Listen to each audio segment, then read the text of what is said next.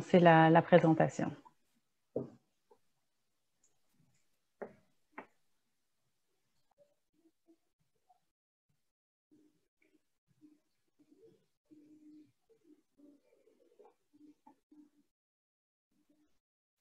Je pense qu'on va pouvoir y aller. Alors, bonjour à tous et à toutes et bienvenue à notre séance d'information aujourd'hui. Je suis Florence Touré, la directrice des projets canadiens à CICAN, Collège et Institut Canada. On est aujourd'hui très ravis de vous avoir pour vous parler d'un nouveau projet. Et on se rend compte qu'on vous a envoyé l'information il y a très peu de temps. Alors, on vous remercie déjà d'avoir pris le temps de vous joindre à cette information. Je voulais vous mentionner que cette session sera enregistrée et mise à votre disposition ainsi qu'à toutes les personnes qui n'ont pas pu se joindre à nous prochainement. On vous donnera l'information sur la façon de récupérer cette présentation et on vous partagera aussi la présentation diapositive après la rencontre. Nous offrirons également une autre présentation demain en anglais à 13h30 heure de l'Est. Et on vous invite à partager l'information à vos collègues qui seraient intéressés à participer à cette session. Alors, vraiment, l'objectif de la séance aujourd'hui est de vous fournir des informations sur un nouveau projet novateur d'apprentissage intégré en milieu de travail, sur des simulations virtuelles que CICAN lancera dans les prochaines semaines. Ce projet que nous appelons Virtual en anglais créera des nouvelles ressources importantes pour les étudiants et les étudiantes des programmes en soins de santé, des collèges et instituts et universités publiquement financés partout au Canada. Vous verrez qu'il y a deux façons pour vous, en tant qu'éducateur, de participer à cette initiative et on rentrera un peu plus en détail dans les prochaines diapositives.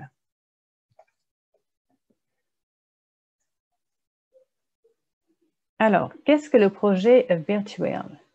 Le projet offrira des possibilités d'apprentissage intégré au milieu de travail pour les étudiants et les étudiantes en milieu de santé, des collèges et des universités à l'aide de simulations virtuelles. Et on en apprendra un peu plus en termes de simulations virtuelles dans les prochaines diapositives. Les programmes que nous ciblons dans le cadre de ce programme seront les programmes de soins infirmiers, les programmes de technologie de laboratoire médical et les programmes de profession paramédecine. Les simulations virtuelles créées seront proposées aux étudiants qui pourront les intégrer dans leur programme ou bien y accéder de façon comme une activité complémentaire à leurs études. On va faire en effet une conception du programme avec un partenariat avec des partenaires du milieu de la santé, les étudiants et les écoles. Le programme virtuel nécessitera donc la réalisation de plusieurs simulations d'interactions structurées avec des employeurs ou des partenaires du milieu médical qui donneront comme une rétroaction aux étudiants quant à leur choix dans les simulations virtuelles. Et dans le cadre de ce programme, il y aura jusqu'à 4000 étudiants qui recevront une allocation de 250 $ pour compléter le programme avec succès. Alors, qui sont les acteurs impliqués dans ce programme? On a la chance d'avoir été soutenu par un nombre d'organisations qu'on veut remercier aujourd'hui. Et je vais prendre le temps de présenter quelques-unes des organisations qui ont été impliquées dès le début. Mais avant tout, je vais juste vous donner quelques petits mots sur Collège Institut Canada, au cas où vous n'êtes pas encore très familier avec notre organisation. Donc, Collège Institut Canada est le porte-parole national et international des collèges communautaires, instituts de technologie et cégep public canadiens. Nous travaillons avec les administrations gouvernementales, le secteur privé et les partenaires nationaux et internationaux pour faire valoir un enseignement postsecondaire axé sur l'emploi qui profite aux apprenants et contribue à la croissance et à la prospérité des collectivités. Notre réseau de membres est présent d'un océan à l'autre dans les collectivités urbaines, rurales, nordiques et éloignées. On a fait une étude récente et on s'est rendu compte que 95% de la population canadienne vit à moins de 50 km d'un point d'apprentissage de notre réseau membre. Et plus de 86% de la population autochtone également vit à moins de 50 km d'un point de formation offert par nos collèges et instituts membres à travers le Canada. En tant que partenaire principal de ce programme, Simulation Canada va jouer un rôle très important dans ce projet et je vais inviter Tim Willett, le président et CEO de Simulation Canada, de présenter son organisme en quelques mots. Merci Florence et bonjour à toutes et à tous. Je m'appelle Tim Willett, je suis le directeur général de Simulation Canada. Et Simulation Canada, le réseau canadien interprofessionnel et intersectoriel pour le progrès de la simulation dans les domaines et de la formation en santé, de la sécurité des patients et de la qualité des soins. Nous sommes le réseau à but non lucratif qui connecte des programmes de simulation et des spécialistes en simulation à travers le Canada. Merci beaucoup, Tim. Et nous travaillons également avec 3 associations qui ont contribué à façonner le projet jusqu'à présent et qui ont fourni vraiment un grand soutien depuis le début. Il s'agit de l'Association canadienne des écoles de sciences infirmières. Et je pense qu'on a peut-être Dr. Cynthia Baker parmi nous. Si c'est le cas, je peux l'inviter à parler un petit peu de l'association. Cynthia, are you here? Peut-être pas. Non. Nous avons également la Société canadienne de sciences de laboratoire médical et l'Association canadienne des paramédics. On vous a mis dans le chat, dans la petite boîte de dialogue, quelques informations sur ces associations-là qu'on vous invite à regarder. Le projet impliquera également la participation d'un certain nombre de fournisseurs de simulations virtuelles qui seront sélectionnés par le biais d'un appel d'offres lancé prochainement. Donc, ce sera des fournisseurs du secteur privé, à but non lucratif ou même académique. Ce sont vraiment les plateformes qu'on va utiliser pour développer les simulations virtuelles. Nous aurons également des partenariats avec les partenaires du milieu de la santé qui vont donner de la rétroaction aux étudiants dans leur expérience en simulation. Évidemment, nous impliquerons les étudiantes et les étudiants des programmes mentionnés plus tôt. Alors, pourquoi est-ce que ce programme est nécessaire? En fait, la justification de ce programme est basée sur une situation dont nous sommes très conscients. Depuis le début de la pandémie COVID, tous les établissements postsecondaires ont travaillé très dur pour proposer des options d'apprentissage virtuelles pour leurs étudiants, y compris des moyens de fournir aux étudiants une expérience de travail innovante. Cela s'ajoute aussi au défi de longue date de garantir des stages cliniques pour les étudiants et les étudiantes dans les programmes de soins de santé, qui a été évidemment encore plus aggravé en raison des pressions exercées dans le système de la santé depuis le début de la pandémie. Le projet reconnaît également que les stages cliniques en personne ont des limites quant à ce que les étudiants peuvent faire pendant une durée limitée.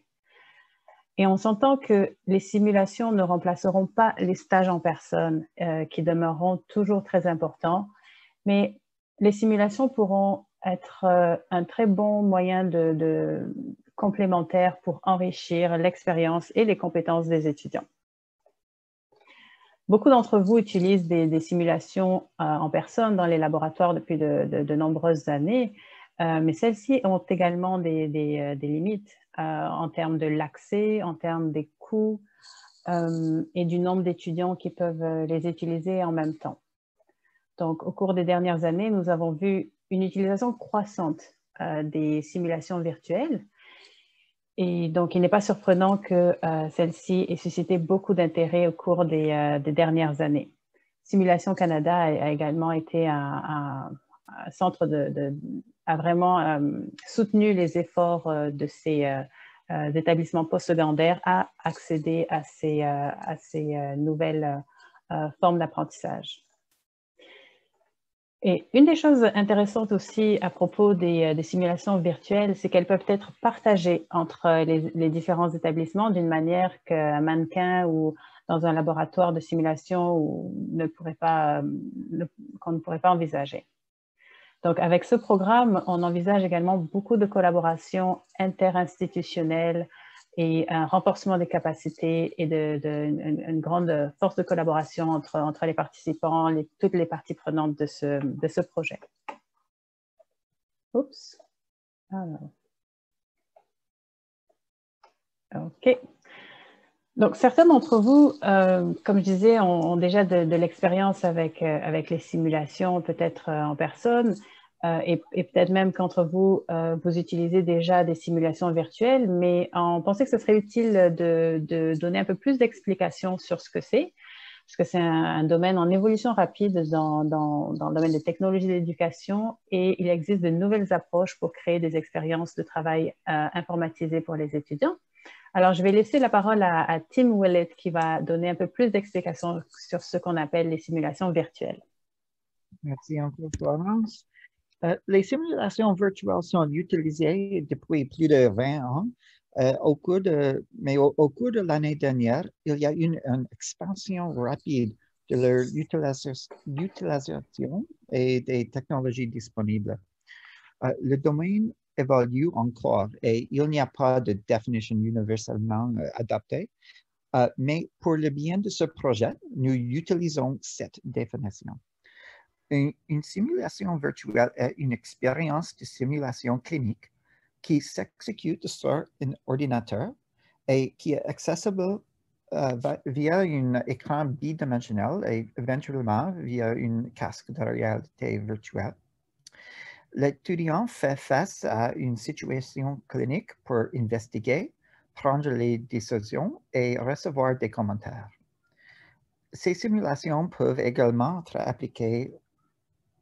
être appelées patients virtuels, simulateurs sur l'écran, expérience clinique virtuelle ou laboratoire virtuel. Notez que la simulation virtuelle, en ce cas, est différente de la réalité virtuelle, bien qu'elle puisse inclure des systèmes de réalité virtuelle qui peuvent également être accessibles sur un écran bidimensionnel. De plus, elle est différente des simulations en direct exécutées virtuellement, comme l'utilisation de Zoom, également appelée télésimulation. Prochaine, s'il vous plaît, France. En utilisant diverses technologies et plateformes, les simulations virtuelles peuvent cibler une variété d'objectifs d'apprentissage. Ils sont très bien adaptés au domaine cognitif dans l'atteinte d'objectifs concernant l'application des connaissances, la collecte et l'analyse d'informations, le raisonnement clinique et la prise de décision. C'est l'application la plus répandue des simulations virtuelles. En ce qui concerne l'apprentissage des procédures ou processus cliniques, les simulations virtuelles peuvent aborder les aspects cognitifs, tels que les indications, les contre-indications, les risques, l'équipement requis, les étapes de la procédure, le choix de techniques, etc. Ce qu'ils ne peuvent pas cibler, c'est l'aspect psychomoteur de la procédure. De plus en plus, les simulations virtuelles peuvent être utilisées pour développer des compétences non techniques ou interpersonnelles, telles que la communication, le professionnalisme, l'éthique, l'empathie, etc. Enfin, certaines plateformes de simulation virtuelle sont conçues pour l'apprentissage en équipe ou la formation interprofessionnelle et permettent à un groupe d'étudiants de travailler ensemble en temps réel ou de manière asynchrone pour réaliser un scénario. Et le prochain, Florence. il existe plusieurs types ou architectures de simulation virtuelle, reflétant différentes approches pédagogiques. Je donnerai brièvement un aperçu de ces types. Le type plus simple est la simulation virtuelle linéaire, qui a une case qui se déroule de manière prédéterminée. Le scénario progresse et les élèves reçoivent des informations et se font poser des questions. Ils reçoivent une rétroaction sur les choix, mais le choix n'affecte pas le déroulement du scénario. Un type courant de simulation virtuelle est le scénario ramifié, dans lequel les étudiants reçoivent certaines informations, puis doivent prendre une décision. La décision les amène au nœud suivant, et la façon dont la case se déroule dépend du choix qu'ils font. À chaque nœud, les élèves font face à un nombre limité de choix, entre 2 et 5 environ. Un autre type courant de simulation virtuelle est le type exploratoire. Dans celui-ci, les étudiants rencontrent un patient ou une situation clinique et doivent choisir les informations à recueillir et les questions à poser. On peut utiliser une liste d'options ou leur demander d'écrire leurs décisions. Une fois qu'ils ont rassemblé toutes les informations dont ils ont besoin, ils doivent prendre une décision comme un diagnostic ou un plan d'action. Leur choix n'affecte pas la façon dont la simulation déroule, mais ils doivent choisir quelle information rechercher et comment les interpréter pour prendre une décision. Les technologies récentes permettent également la création de vidéos interactives. Dans celle-ci, la vidéo s'arrête à certains moments et l'étudiant doit prendre une décision ou répondre à une question. Ils peuvent être structurés comme des scénarios linéaires ou de branchement. Il est important de noter que la plupart des simulations virtuelles que nous envisageons pour ce projet seront de l'un de ces quatre types, car elles sont plus faciles à créer et moins coûteuses à produire, mais permettent les expériences d'apprentissage efficaces. Parfait. Un type plus sophistiqué de simulation virtuelle est le type réactif. Il s'agit d'une combinaison de types exploratoire et ramifié, dans laquelle les étudiants ont un large éventail d'options, de questions à poser, de tests à commander ou d'actions à prendre. Et le patient virtuel répond à ces actions en temps réel. Ceux-ci sont souvent utilisés dans le soin aigu ou intensif et sont plus complexes à créer pour l'auteur. Certaines plateformes sont conçues spécifiquement pour les compétences en communication. Ceux-ci sont souvent alimentés par un logiciel de traitement de langue naturelle et l'intelligence artificielle. L'étudiant peuvent demander au patient virtuel tout ce qu'il souhaite et il répondra de manière appropriée. Dans cette technologie plus récente, l'avatar du patient peut même répondre avec émotion. De même, certaines plateformes sont conçues spécifiquement pour l'apprentissage des processus ou des procédures et se concentrant sur les équipements, les matériaux, les techniques et les étapes des procédures. Et enfin, certaines plateformes sont destinées à l'apprentissage collaboratif.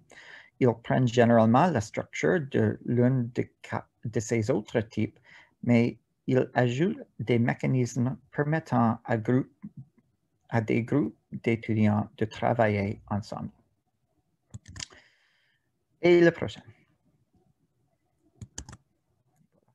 Nous n'avons pas le temps sur ce webinaire de présenter des exemples de ces types de simulations. Beaucoup d'entre vous connaissent déjà plusieurs plateformes ou approches pour créer des simulations virtuelles. Et j'ai indiqué ici certaines des plus populaires. Je vous encourage à visiter le site web de Simulation Canada à sim1.ca/virtual en anglais, virtual en anglais, pour une liste de plateformes que nous avons identifiées et des liens vers des exemples de scénarios. Plus que l'appel à manifestation d'intérêt des écoles, nous lancerons un appel d'offres pour recruter des fournisseurs de plateformes de simulation virtuelle pour ce projet. Et je pense que c'est tout pour moi. Super, merci beaucoup Tim, excellent. Donc là, on en sait un peu plus sur ce qu'on entend dans les simulations virtuelles et on a vu que c'était quand même assez varié et diversifié comme type. Alors maintenant, nous allons vous présenter les façons dont vous pouvez vous impliquer dans le programme. Donc c'est une partie qui est assez intéressante. Comme on a dit plus tôt, nous allons développer 120 simulations virtuelles dans les 3 domaines de programme évoqués. Donc, la première tâche, ce sera vraiment de déterminer quelles sont vos priorités, où sont-elles les plus en demande, de quelles compétences cliniques seront les mieux adaptées à l'utilisation de simulations virtuelles. Donc, c'est la raison pour laquelle Simulation Canada va préparer un sondage qu'on va vous envoyer et ce sera l'occasion pour vous de nous dire, de nous faire part des simulations virtuelles que vous utilisez déjà, qui existent dans votre réseau. Mais on aimerait vraiment vous entendre sur les besoins, sur ce que vous utilisez et puis éventuellement sur vos rétroactions ou vos commentaires sur les plateformes que vous utilisez déjà. Car comme on l'a dit précédemment, on va aussi envoyer un appel d'offres à des fournisseurs de plateformes, à des fournisseurs de développement de simulations pour vous aider à développer les 120 simulations.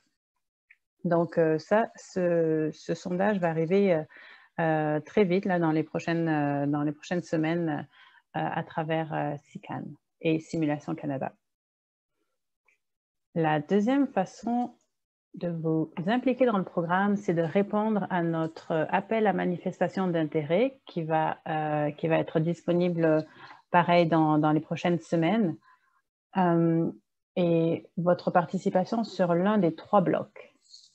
Donc, le premier bloc est sur la conception et le développement de scénarios cliniques qui vont être adaptés en simulation virtuelle.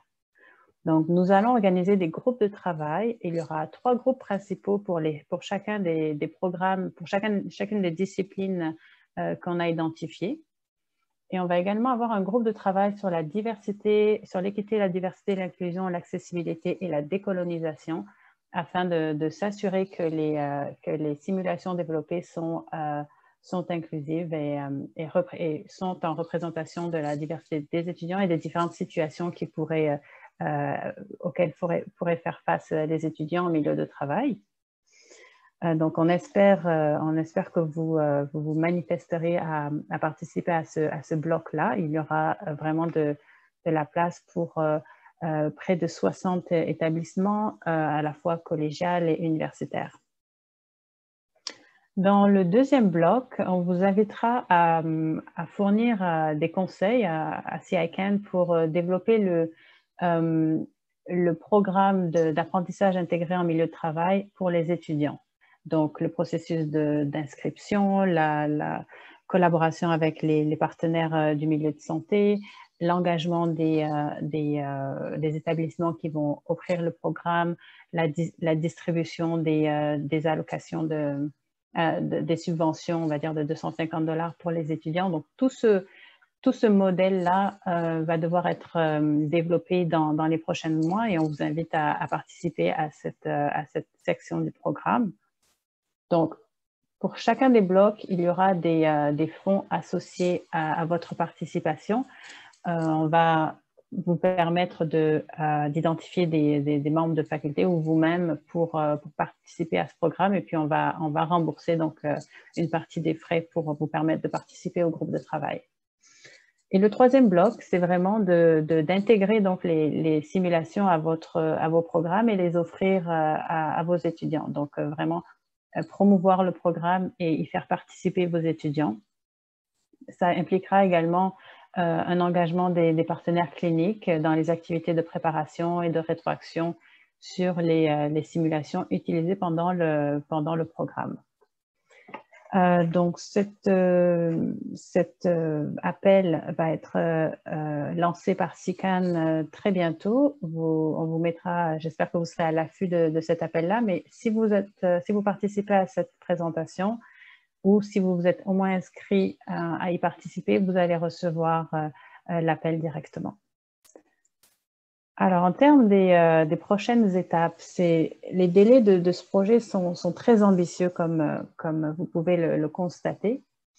Mais selon nos consultations jusqu'à présent, nous sommes convaincus qu'il y a beaucoup d'intérêt et de soutien et que ces simulations virtuelles combleront un grand besoin, un grand vide dans les ressources que vous êtes en mesure d'offrir en ce moment à vos étudiants. Toutes les personnes inscrites, comme je l'ai dit, à ce webinaire recevront les mises à jour régulières sur les prochaines étapes de ce programme. Et donc, ce qui s'en vient, c'est nous continuons de faire des consultations et à offrir des sessions d'information. Il va y avoir le sondage qu'on vous a indiqué plus tôt, l'appel d'offres pour les fournisseurs et l'appel à manifestation d'intérêt pour vous engager directement à participer au programme. Donc, on essaie de faire ça avant la fin du mois. Donc, au mois de mai, on va donc sélectionner les fournisseurs, commencer à créer le groupe de travail et à faire la sélection des simulations virtuelles prioritaires. Donc, pendant l'été, ça sera le vif du sujet. Donc, si vous participez à ce programme, il faut vraiment s'attendre à un été quand même assez actif et chargé en travail, puisque c'est à ce moment-là qu'on va vraiment développer les scénarios et travailler avec les fournisseurs de simulation pour leur donner forme. Et s'en suivra ensuite une partie pilote dès le mois d'août avec les simulations qui sont prêtes. On va faire des tests avec les plateformes. On va également avoir conçu le programme d'apprentissage intégré au milieu de travail avec les étudiants. Donc, on va pouvoir tester cette approche également. Et les 120 simulations devraient être prêtes vers la fin de l'automne pour un déploiement à travers le Canada. Donc, parmi vos choix, vous pouvez participer au bloc 1 ou 2 ou 3 ou 1 et 2 et 3. Vous allez voir les détails dans notre appel de manifestation d'intérêt. Ce sera tout détaillé, mais ça sera libre à vous de choisir dans quelle partie vous voulez vous participer. Sachant que si vous participez au développement des simulations, on s'attend aussi à ce que vous les offrirez aussi à vos étudiants directement. Donc, ce programme est financé pour le moment jusqu'à la fin mars 2022. Donc, c'est un contrat de 1 an. Pour le moment, c'est cette durée. On verra par la suite s'il y a des possibilités d'extension de ce programme-là. On l'espère en tout cas.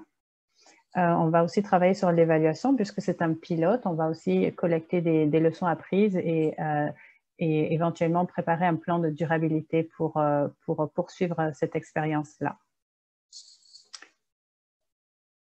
Voilà, donc maintenant, on aimerait un petit peu vous entendre. Alors, je ne peux pas voir la boîte de dialogue, donc je ne sais pas encore s'il y a des questions. Mais ma collègue Joëlle peut voir s'il y a des questions jusqu'à présent. Merci beaucoup, Florence. Jusqu'à maintenant, je n'ai pas de questions dans la boîte de chat. Cependant, je vous invite à lever votre main. Vous pouvez cliquer sur la main pour poser une question. ou me l'écrire dans le chat. Si vous êtes à l'aise, vous pouvez ouvrir votre vidéo, vous présenter brièvement et poser votre question. Donc, on est un petit groupe aujourd'hui, donc on a le temps de prendre pas mal de questions, puis vous pouvez prendre le temps de vous présenter également.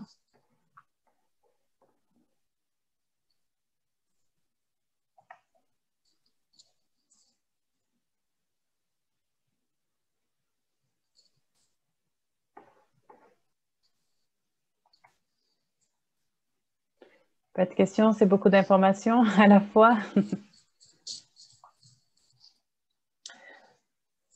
S'il y a quelqu'un qui veut aussi, vous pouvez ouvrir votre micro et prendre la parole. Peut-être je peux poser une question juste pendant la période quand les gens pensent. Une des questions, moi je suis Christine Trautmeister, je travaille avec Florence et Joël et Tim pour organiser le projet. Et une des questions qui était soulevée souvent pendant nos discussions préliminaires était le fait qu'il y a plusieurs simulations déjà disponibles, mais seulement en anglais.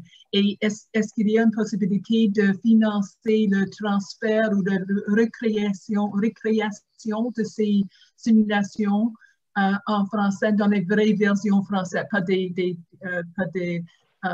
des sous-titres ou quoi qu'il soit, mais créer des vraies versions. Florence, peux-tu peut-être donner un peu de direction concernant ça?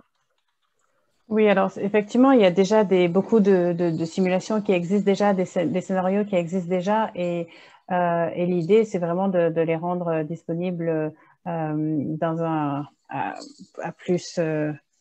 dans un réseau un peu plus large. Donc, on aimerait aussi vous proposer de participer à ça, à prendre des simulations existantes et puis les amener à un autre niveau, les rendre disponibles en français. Donc, il y aura comme les 3 groupes qu'on a définis, mais vous pouvez aussi créer d'autres sous-groupes pour s'occuper de cette partie-là.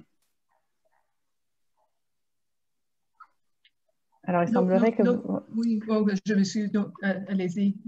Non, vas-y. C'est juste une question reliée qui a été soulevée un couple de temps, que le fait qu'il y a des simulations qui existent déjà, mais peut-être il y a des façons de les améliorer. C'est une question, je pense, qui va être adressée dans le sondage qui vient. C'est pas une question d'avoir des choses complètement de nouveau, c'est une possibilité aussi de prendre quelque chose qui existe déjà et de créer peut-être sur une nouvelle plateforme ou faire des améliorations, des extensions, des applications vers un autre programme. Tout à fait. Et puis dans ce contexte-là aussi, on va rendre les simulations ouvertes. Enfin, on va définir ce que ça veut dire que ouverte, mais on aimerait effectivement proposer cette collaboration, de prendre quelque chose d'existant, de le changer, de l'étendre, peut-être de créer des opportunités transdisciplinaires, parce que c'est interdisciplinaire plutôt, parce que certaines simulations peuvent être appliquées dans certains domaines et dans d'autres, donc il y a des applications possibles. Alors, je vois qu'il y a peut-être des personnes qui voudraient parler, mais n'ont pas la possibilité de le faire. Là, ça fonctionne. Ah, parfait. Excellent. Alors, bonjour tout le monde. Mike Boutin, 19 to Learn. Donc, belle initiative. En fait, j'avais justement j'ai entendu certains termes, réalité virtuelle, réalité augmentée. En gars de techno comme je suis, je me suis dit, OK, c'est cool. Mais par contre, parce que là, je veux juste saisir vraiment le but de tout ça. Est-ce que le but recherché, c'est vraiment de faire en sorte que les étudiants puissent faire plus d'apprentissage à distance? Parce qu'en fait, là, j'entendais vraiment, avec le COVID, là, on réduit le nombre d'étudiants dans les classes, on réduit le nombre d'étudiants dans les scénarios d'apprentissage, en stimulation. Donc là, c'est sûr que quand j'ai entendu réalité augmentée, réalité virtuelle, pas que j'aime la techno, j'aime ce type de technologie, mais je vois mal, en fait, comment on pourrait avoir plus d'étudiants qui utilisaient cette technologie-là si on fait ça à l'aide de cette technologie-là. Par contre, si j'ai vu aussi durant la présentation, vous avez présenté d'autres avenues du style vidéo interactive Et d'autres choses, mais je voulais vous entendre un peu là-dessus parce que là, ce que je comprends, c'est vraiment en fait, vous avez pitché l'idée pour vraiment en fait, rassembler l'information pour voir où vous orienter, si je comprends bien, c'est ça? Tout à fait. Non, mais c'est une très bonne question. Et puis, quand on entend simulation virtuelle, comme Tim l'a expliqué, il y a différents niveaux. Mais du moment que vous avez un ordinateur et un accès à Internet, vous pouvez avoir accès à ces simulations-là. On ne va pas développer des choses qui nécessitent des outils particuliers comme la simulation, la réalité virtuelle ou augmentée. Ce n'est pas vraiment le domaine dans lequel on s'en va. C'est vraiment des simulations qui seront adaptées sur un ordinateur. Et effectivement, c'est l'idée d'enrichir les ressources disponibles aux éducateurs et aux étudiants dans le domaine de la santé pour complémentariser les opportunités d'apprentissage qui pourraient être limitées dans des stages cliniques en personne, étant donné la situation en ce moment. Donc, en fait, ce serait plus dans une optique de remplacer des stages. Parce que dans le fond, quand j'entends complémentarité, puis j'imagine, tu sais, je pose des questions, là, mais parce que le cursus, puis dans le fond, toute la planification des cours est faite à l'avance. Corrigez-moi si je me trompe, les enseignants qui sont présents, là. Mais puis j'imagine, en fait, c'est déjà pas mal chargé. Donc, j'imagine juste, c'est comme comment ça vient se greffer, en fait, tout ça. Est-ce que c'est des heures supplémentaires, en fait, pour les étudiants en termes d'apprentissage? Parce que est-ce que d'où en fait l'intérêt de leur donner la subvention de 250 $? Oui. Je peux vous entendre à ce niveau-là. Parce que dans le fond, complémentaire, pour moi, c'est comme en supplément versus, mettons, à la place, par opposition à remplacement. Là. Alors, c'est certainement pas en remplacement. Comme on l'a souligné, les stages en personne sont très importants et vont rester dans le cursus des étudiants. Quand on dit complémentaire, oui, ça peut être une activité en plus supplémentaire ou bien intégrée dans le programme. Et une simulation, en moyenne, c'est 1 heure ou 2. Donc, c'est pas nécessaire. En comparaison à un stage de plusieurs mois, c'est pas très comparable. Mais parmi les expériences auxquelles feront face les étudiants, il y a plus de chances d'être exposés à des cas un peu plus particuliers grâce aux simulations également. OK. Et je ne sais pas, Tim, si tu veux rajouter quelque chose là-dessus? Non, rien à ajouter. Bonjour, Mike. OK. Mais non, rien à ajouter. Merci pour ces questions. C'est bien de préciser ça, effectivement. Yes. Puis en fait, si on n'a pas d'autres qui posent des questions, est-ce que je peux en poser une deuxième? Oui, allez-y, n'hésitez pas. Deuxième question aussi, je veux savoir justement, en tant que manufacturier canadien, c'est sûr que nous, on fait de la technologie aussi. Là. Donc, c'est sûr quand vous avez parlé d'appels de projets fournisseurs, c'est sûr que ça nous interpelle. En fait, est-ce que vous avez favoriser une plateforme plutôt qu'une autre? Est-ce que ça va, mettons, être lancé sur LinkedIn? Est-ce que ça va être à partir directement de CM1 Canada pour les appels? Comment vous comptez fonctionner à ce niveau-là? Oui, alors on va favoriser plusieurs réseaux pour faire l'appel. SICAN a déjà son réseau et des plateformes LinkedIn. Donc, on va mettre l'appel public à différents niveaux, mais on va aussi utiliser le réseau de Simulation Canada qui travaille déjà avec plusieurs fournisseurs. Et comme on l'a dit plus tôt, si vous faites partie de cette réunion-là, on va aussi vous l'envoyer. Vous pourriez aussi l'envoyer à votre réseau. Super.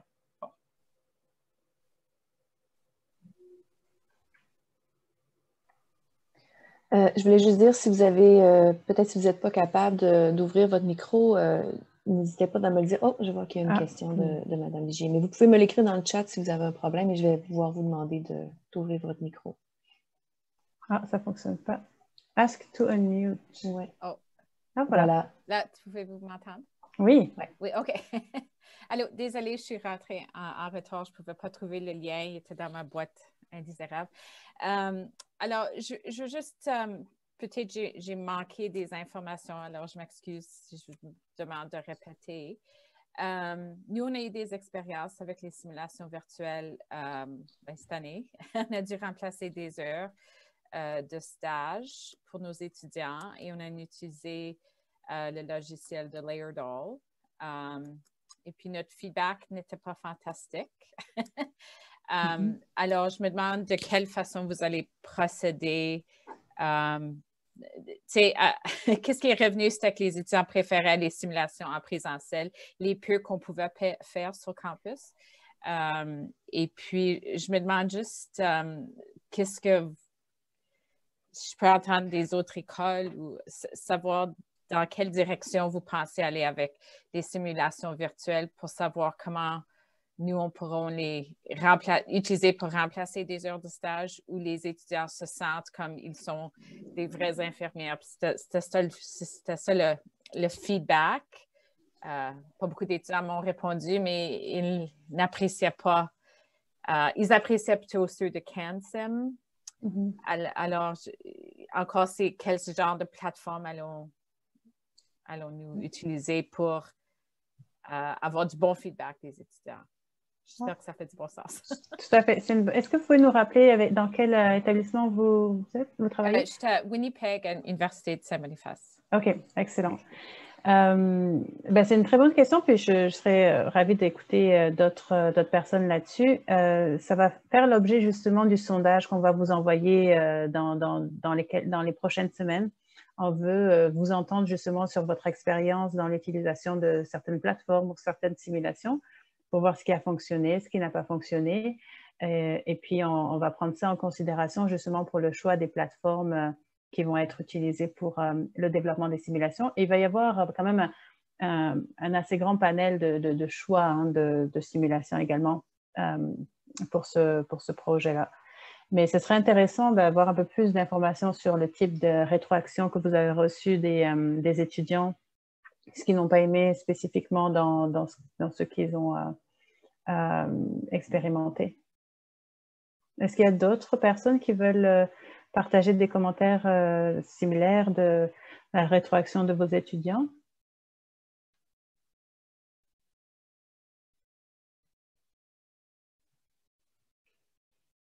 Peut-être utiliser l'icône de la main levée. Peut-être en attendant, s'il y a des gens qui veulent témoigner, mettez la main ou demandez dans le chat, mais peut-être en attendant, on peut répondre à la question de Mme Roxane Nolin qui demande les groupes de travail seront composés de combien de personnes?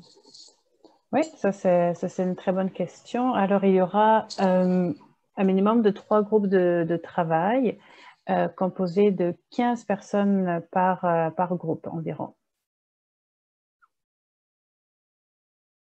Donc, chaque groupe sera responsable d'une discipline. Donc, il y aura un groupe pour les soins infirmiers, un groupe pour les soins paramédicaux et un groupe pour les technologies de laboratoire. Avec plaisir.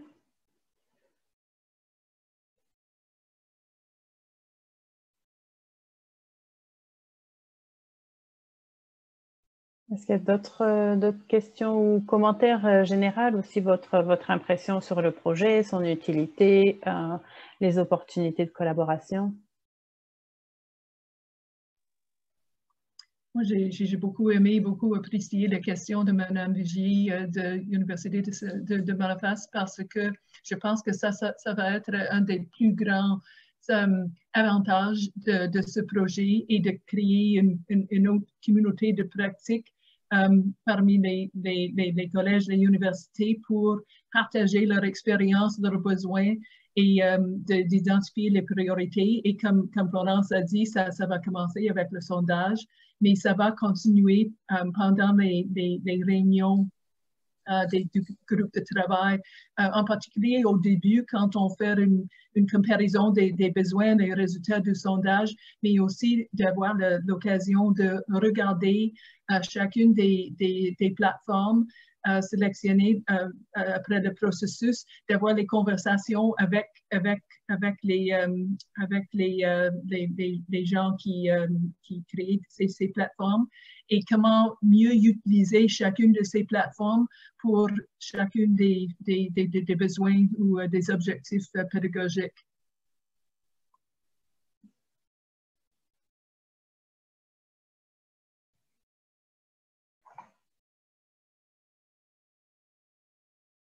Oui, Tarcel. Ah, il faut à chaque fois. OK, là, je pense ça. Oui, juste, j'ai une question de Tim. Une des raisons pour m'expliquer pourquoi ils n'aimaient pas, ils aimaient moins Layer Doll ou ils ne l'aimaient pas, c'est à cause que c'est toujours les mêmes étapes à faire versus la pensée critique, où ce que CAN-SIM, tu peux faire des choix. Je pense de voir une vraie personne aussi, avoir tu peux le voir exactement au lieu de Layer Doll ou ce que c'est une animation. C'est ça qu'ils ont moins aimé. Puis c'est toujours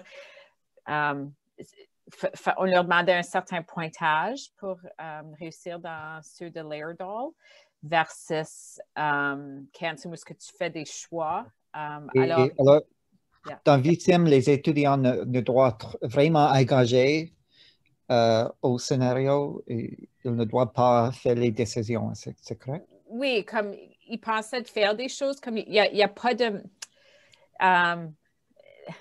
oui, comme ils doivent suivre l'étape exactement, autrement tu n'aurais pas les points que tu as besoin versus avec CAN-SIM, au moins ils donnaient des raisons. OK. Alors, il manquait ça, je pense, pour eux. Et puis aussi, la façon qu'on a organisé les choses, je pense, on leur demandait de le faire quelques jours d'avance, puis ils ne se souvenaient pas. Alors, les sessions de debriefing, c'était moins évident. Alors, c'est un beau logiciel. Il y a des quiz, il y a toutes les ressources là. So, c'était facile à trouver un moyen pour remplacer des heures de stage versus CAN-SIM qui prend 20 minutes à faire. Alors, il faut que tu en trouves plusieurs pour remplacer plusieurs heures de stage, dépendant de la concentration ou le pourcentage que tu sois choisi. Alors, c'est ça mes pensées. OK, je comprends. Merci. C'est intéressant à savoir. Y a-t-il d'autres personnes qui utilisent déjà des simulations virtuelles dans vos programmes? Comme on est un petit groupe, ce serait peut-être bien de voir d'où vous nous appelez et quels sont peut-être vos intérêts sur le projet.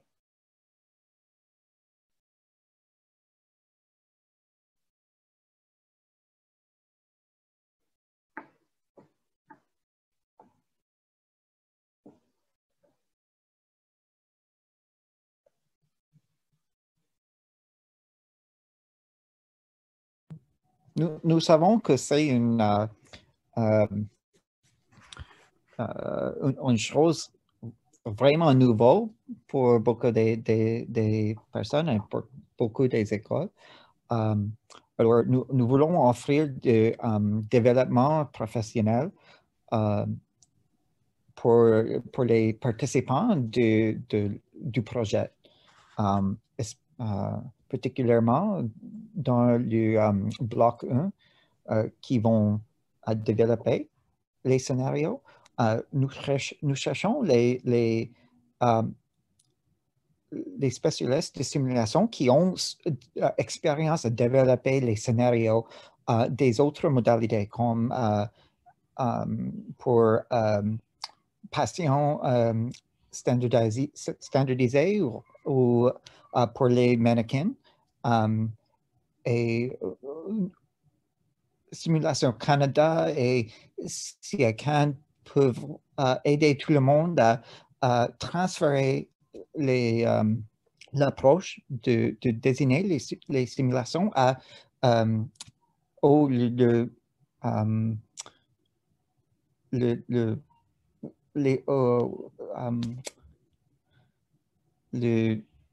le monde virtuel. Et les mêmes pratiques et les mêmes processus pour imaginer et désigner les objectifs et choisir la modalité et écrire une histoire, c'est le même pour les simulations virtuelles que les autres modalités.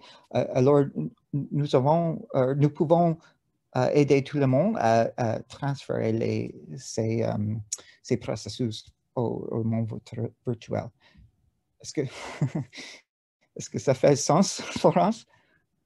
Oui, tu comprends? OK. Ça fait, oui, oui. Non, merci pour ces explications, Tim. Oui, ce n'est pas nécessaire d'avoir beaucoup d'expérience à désigner les simulations virtuelles soi-même. Mais beaucoup de personnes ici ont beaucoup d'expertise à développer les simulations généralement. Et ça va. Tout à fait. Oui. Si je peux ajouter, alors quand vous, en premier lieu, vous cherchez à savoir qui serait intéressé dans ce projet. Désolée encore, à cause je te rentre. Et puis, de là, alors, pour décider des cas, etc., ce processus se fera en groupe ou est-ce qu'il y a... Parce que, tu sais, Cousin a déjà une liste en sciences infirmières de simulations que tous les programmes devraient avoir, etc., ou la saisie, je devrais dire en français.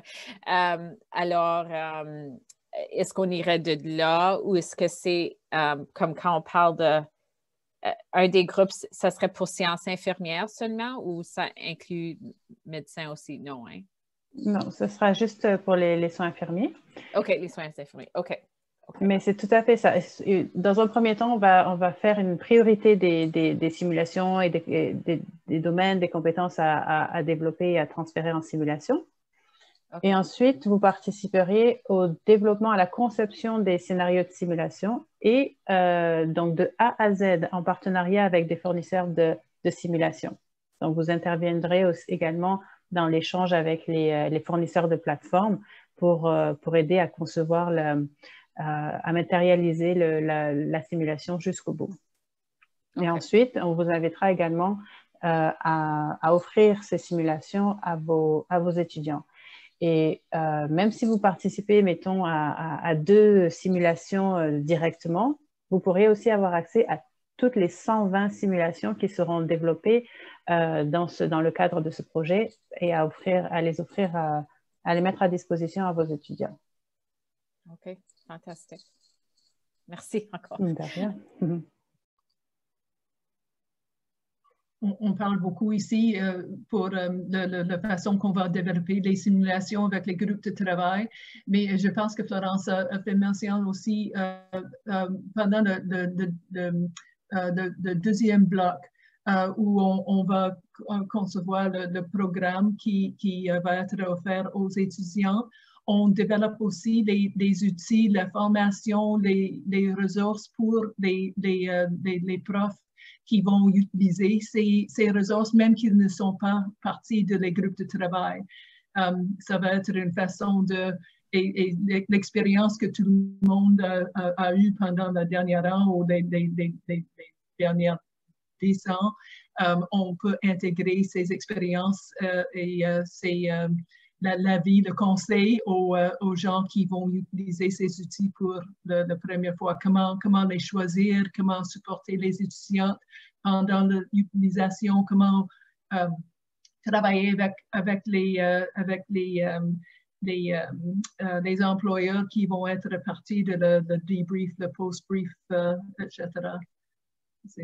Ils sont des ressources et c'est une question de comment mieux utiliser, les utiliser le mieux possible dans la meilleure façon possible, en donnant que c'est seulement une façon d'enseigner, de préparer des étudiants pour leur carrière. Tout à fait.